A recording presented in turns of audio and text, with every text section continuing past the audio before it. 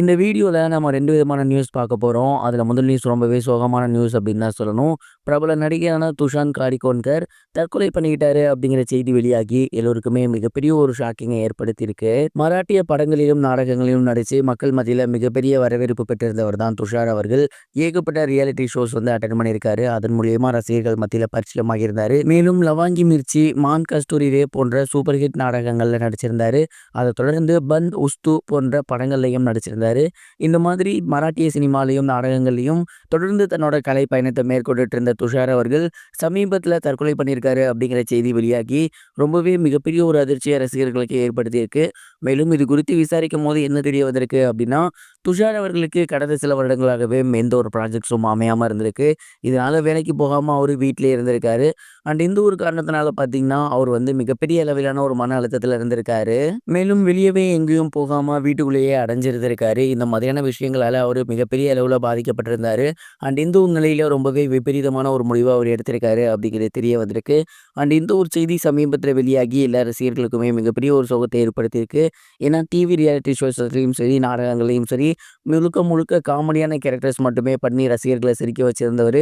அவர் இந்த அளவுக்கு வந்துட்டு மனநலம் பாதிக்கப்பட்டு ஒரு மிகப்பெரிய டிப்ரெஷனுக்குள்ளே போய் இந்த மாதிரியான ஒரு விபரீத முடிவு எடுத்திருக்காரு அப்படிங்கிறது உண்மையிலேயே ஏற்றுக்கொள்ள முடியாத ஒன்று தான் நான் நினைக்கிறேன். நீங்கள் இந்த ஒரு விஷயத்தை பற்றி என்ன நினைக்கிறீங்க? கமெண்ட் பாக்ஸில் ஷேர் பண்ணுங்கள். இது ஒரு புறம் இருக்க, நடிகர் ஸ்ரீகாந்த் அவர்கள் போதைப் பொருள் கடத்தினாரா அப்படிங்கிற கோணத்தில் இப்போ போலீஸார் அவரை விசாரணை செஞ்சுட்டு இருக்காங்க அப்படிங்கிற தகவல் வெளியாகி தமிழ் ரசிகர்களுக்கு மிகப்பெரிய ஒரு ஷாக்கிங் ஏற்படுத்தியிருக்கு அப்படின்னு தான் சொல்லணும். தமிழ் சினிமாவில் மிக முக்கிய நடிகராக இருக்கவர் தான் ஸ்ரீகாந்த் அவர்கள். ஆரம்ப காலகட்டத்தில் ஏகப்பட்ட சூப்பர் ஹிட் படங்கள் நடிச்சிருந்தாரு. அண்ட் இப்போ ரீசெண்டாக ஒரு சில படங்கள் நடித்து வந்துட்டு இருக்காரு. அண்ட் இந்த ஒரு நிலையில் இன்னைக்கு காலையில் அவரை பற்றின ஒரு நியூஸ் வெளியாகி இருந்துச்சு. என்ன அப்படின்னா, அவரோட ஃப்ரெண்டான அதிமுக பிரமுகர் பிரசாந்த் அப்படிங்கிறவர்கிட்ட போதைப் பொருள் இருந்துச்சு அப்படின்னும், அண்ட் இந்த ஒரு போதைப் பொருள் அவருக்கு கொடுத்தது ஸ்ரீகாந்த் தான் அப்படின்னும் அவர் வந்து போலீஸார்கிட்ட சொல்லியிருக்காரு.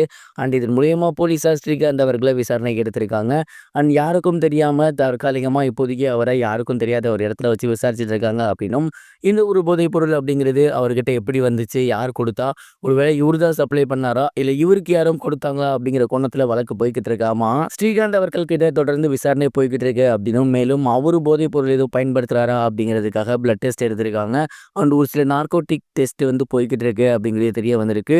அண்ட் இந்த ஒரு விஷயம் சமீபத்தில் வெளியாகி மிகப்பெரிய ஒரு ஷாக்கிங். கடந்த சில வருடங்களாகவே தமிழ் இண்டஸ்ட்ரி மட்டுமல்லாது ஒட்டுமொத்த சினிமா இண்டஸ்ட்ரியிலையுமே போதைப் பொருள் பழக்கம் அப்படிங்கிறது அளவுக்கு அதிகமாக மாறி இருக்கு.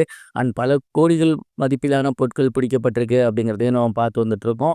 அண்ட் இந்த ஒரு ரியாலிட்டியை பற்றி நீங்கள் என்ன நினைக்கிறீங்க? இந்த ஒரு போதைப் பொருள் சினிமாக்குள்ளே ஊடுருவதை தடுக்க முடியும்னு நினைக்கிறீங்களா? மறக்காமல் உங்களோட தாட்ஸை கமெண்ட் பாக்ஸில் ஷேர் பண்ணுங்கள். இது வரைக்கும் கனெக்டிங் டிவிக்கு சப்ஸ்கிரைப் பண்ணனா மறக்காமல் சப்ஸ்கிரைப் பண்ணிக்கங்க.